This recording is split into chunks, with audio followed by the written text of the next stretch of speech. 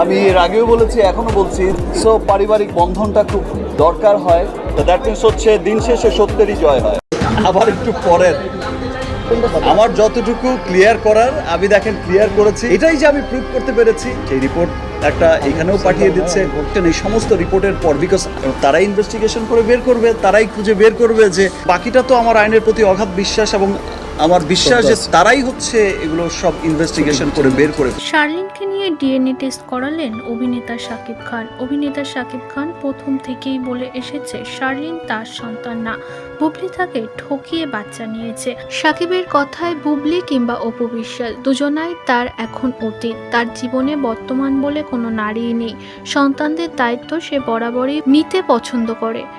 বীর কিংবা জয় দুজনাই তার সন্তান, একথা একবারেই স্বীকার করে নিয়েছে অভিনেতা শাকিব খান। তবে শার্লিনকে নিয়ে তিনি বরাবরই হতাশায় রয়েছে। অবশেষে ডক্টরের কাছে গিয়ে সবটা ক্লিয়ার করলেন শাকিব খান।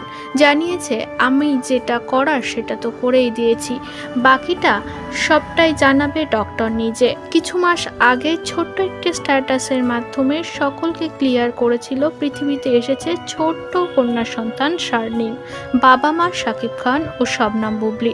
তবে এইরকম স্ট্যাটাসে কোনো রিপ্লাই আসেনি শাকিবের পক্ষ থেকে, কারণ শাকিব এই সন্তান মানতেই চায়নি।